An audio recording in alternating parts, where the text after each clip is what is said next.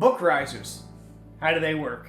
Miracles. So this video is probably going to appeal more to the booktube side of YouTube, but this is actually very useful for anybody who has like deep shelves and a large book collection, DVDs, CDs, video games, whatever. The depth of that shelves, that usually means you have a whole lot of unused space when you're using them for storage like this. Now, book risers, also very useful for anybody running out of space or who, like me, has a 1-year-old that likes to take the things off the bottom shelf, maybe rip them up or have some fun with them, or I don't know, eat the pages. The problem with book risers is that there's not a lot of mass-produced, mass-marketed solutions for this sort of thing. There are a lot of purpose-built book risers you can find on places like Etsy and stuff. They can get pretty expensive pretty fast. We're talking like, this is a Calyx bookshelf. We're talking $20 to $40 per cube. That's a lot of money. And this bookshelf in particular, I have 20 cubes in, so the price adds up pretty fast. I've scoured around on Reddit and YouTube looking for cheap riser solutions, and the cheapest I found was a guy saying to buy these little small soap dishes from Bed Bath & Beyond for $3, which I'll be honest, I looked into, but I would still need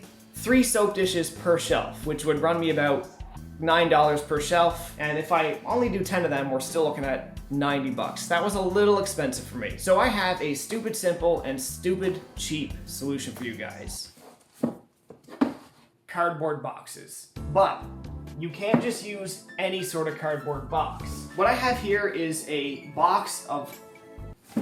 How high is that shot? What I have here is a box of 25 shipping boxes from Amazon. For 25 of them, that ran me about $29. If you're American, you're probably looking closer to $25. I needed 2 of them per shelf. The boxes I bought are 7 by 6 by 3 inches. The smaller the box, the more structural stability you're gonna get. If you buy a big box, that back riser thing, probably just gonna collapse. But it's also important that you buy these very specific types of shipping boxes, because a normal box, a box like this one, will cave in. But something like this, the way the box is built, it holds itself together. Quite a lot of structural integrity there.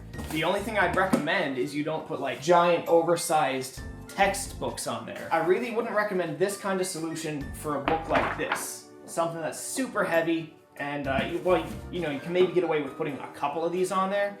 But if you do a whole shelf of this stuff, this probably isn't the right bet. If you're doing a bunch of manga or something, which most manga collectors do eventually need shelf risers, this is perfect. There's no hard edges, there's hardly any like lips here, and this part goes on the bottom. Nothing that really protrudes that's gonna ruin your pages or your covers or anything. And if you were worried about that, you can take one of your 24 other boxes and just lay it across the top of these for a smooth surface. Now, because these are Calyx shelves and I bought 7 by 6s, that means I actually have to put 2 per shelf on contrasting sides. I also wouldn't recommend going over 3, possibly 4 inches, because again, the bigger the box, the less structural integrity you got.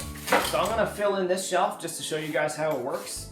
Super simple, and you can decide if this is gonna work for you. So yeah, put these in on opposite sides.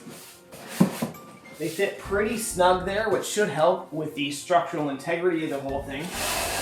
Allows it to bear more weight. And I like to put the heavier books, or at least the taller books, towards the back. This shelf here is mostly going to be historical novels, I guess, or memoirs and stuff like that. Jenna Jameson's How to Make Love Like a Porn Star, not the best book. Asa Akira's Insatiable, it's okay. Girl Vert, actually fantastic. A Piece of Cake by Cupcake Brown, that's a depressing read. Depressing, you know, at least until the end. Does have a happy ending. And Alan Wake is not a historical book. So, as you see, we got the back filled, and I'm gonna grab some Star Wars novels, I guess, from the bottom shelf and fill the top.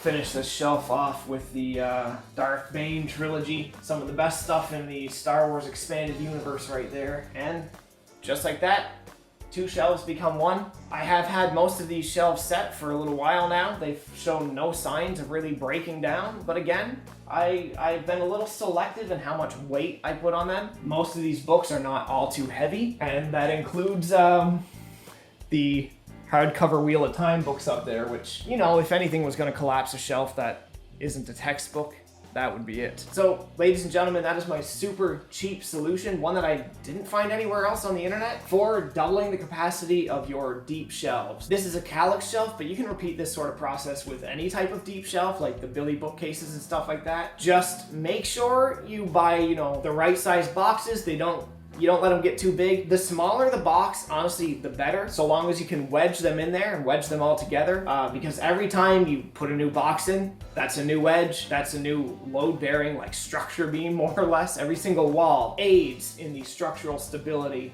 of the risers at the back. Again, you know, if money's no option, go for those purpose-built ones. They look great. Money is definitely an option for me. I was proud enough of my stupid, simple idea to want to share it. So thank you all for watching, and that's it for Tarks Inverted today. I hope you enjoyed the camera audio and cell phone camera quality. Thanks for watching. 24.